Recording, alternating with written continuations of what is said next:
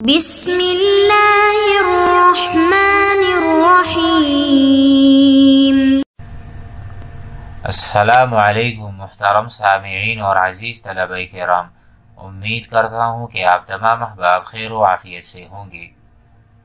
آج کا ہمارا سبق نمبر 98 ہے، جس میں ہم پڑھیں گے القاعدۃ العامہ للنسب، ایسا قاعدہ جو عام ہے یا عام طور پر استعمال ہوتا ہے نسبت بتانے کے لیے۔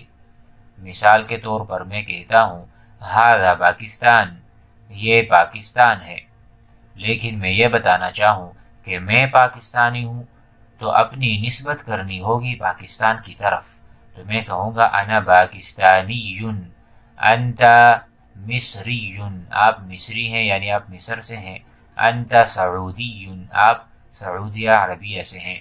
تو اسی طرح ہم جہاں کہیں بھی یا نسبت لگائیں گے تو اس چیز کی نسبت اس جگہ کی طرف ہو جائے گی، اس وطن کی طرف ہو جائے گی، اس ملک کی طرف ہو جائے گی۔ تو آئیے مثالوں سے اس سبق کو اور اس قاعدے کو سمجھ لیتے ہیں۔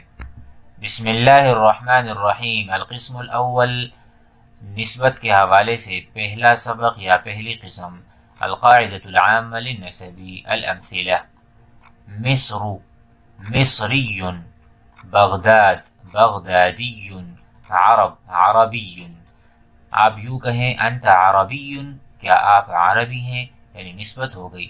اگر یوں کہیں انت عرب تو یہ غلط ہے، کیونکہ آپ تو ملک نہیں ہیں بلکہ آپ کی نسبت عرب ممالک کی طرف یا ملک کی طرف ہوتی ہے۔ نحو، یہ علم نحو، نحوی، یہ ایسا بندہ ہے کہ جس کو جو نحو علم ہے اس میں یہ بہت ماہر ہیں۔ جوہر، جوہر کہتے ہیں جیسے درہم، دینار یا سونا وغیرہ، جوہر جوہری۔ فن فنی۔ اب دیکھتے ہیں بحث کی طرف۔ البحث، اذا اردت، اگر آپ چاہتے ہیں، ان توضح شیئا، کہ آپ کسی چیز کی وضاحت کریں، او تخصصہ، یا اس کی تخصیص کریں، خاص کرنا چاہتے ہیں کسی چیز کو۔ فإنک تنسبہ، تو آپ اس کی نسبت کرتے ہیں، الی موطنہ، جہاں وہ رہتا ہے، اس کے وطن کی طرف، او طائفتہ، یا اس کی جماعت کی طرف، او الی العلم الذی اختص بہ، یا اس علم کی طرف جس کے ساتھ اس کو خاص کیا گیا ہے، او الی عملہ، یا اس کے عمل کی طرف، او الی صفت من صفاتہ، یا ایسی کوئی صفت جو اس کی صفات کو ظاہر کرتی ہو، او الی غیر ذلک من نواحی الحیات، زندگی میں بہت سارے شعبے ہو سکتے ہیں، آپ کسی کو کسی بھی شعبے کی طرف اس کی نسبت کرنا چاہیں، ووجوہہا واعمالہا، یا جو اعمال کرتے ہیں، فتقول، تو آپ کہیں گے مصری نسبۃ الی الموطن، ایسی جگہ جس کی طرف اس کی نسبت کی گئی ہو، وعربی نسبۃ الی الطائفۃ والقبیل، ایک قبیلہ اور جماعت کی طرف اس کی نسبت ہو رہی ہے، ونحوی نسبۃ الی العلم الخاص بہ، ایسا علم جو اس کے ساتھ خاص ہے، جیسا ہم کہتے ہیں صرفی، ایسا علم جو اس کے ساتھ خاص ہے، یعنی وہ ایک صرفی ماہر آدمی ہے۔ وجوہری نسبۃ الی صناعتہ، جوہر یعنی سونار کا کام کرنا، اس کو جوہری کہتے ہیں۔ تقول، آپ کہتے ہیں ھذا العمل فنی، یہ ایک ایسا عمل ہے جو بہت فنی ہے۔ فتنسبہ الی احدی صفاتہ الظاہرہ، یعنی اے آدمی بہت زیادہ ماہر ہے اور یہ فن کو جانتا ہے، تو یہ ایک ایسی صفت ہے کہ جو مہارت والی ہے۔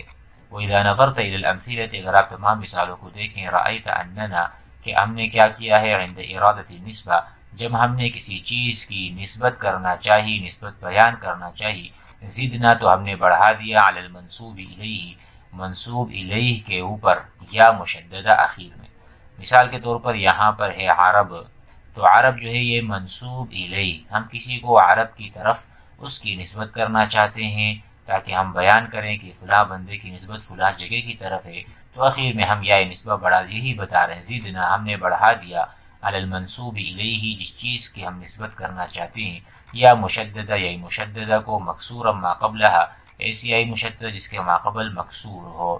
قاعدہ: المنسوب ما لحق آخرہ یاء، منسوب وہ اسم ہے جس کے اخیر میں یا آ جائے، مشددہ جو مشددہ ہو، مکسور ما قبلہا جس کا ما قبل مکسور ہو، وہاں پر کسرہ ہو، للدلالتی، تاکہ یہ منسوب اسم، للدلالتی، یہ منسوب اسم دلالت کرے، علی نسبتہ، کہ اس کی نسبت کی گئی ہے، الی المجرد منہا، یعنی اس اسم کی نسبت اس چیز کی طرف ہو رہی ہے جس کا اس کو ہم نے بتایا ہے۔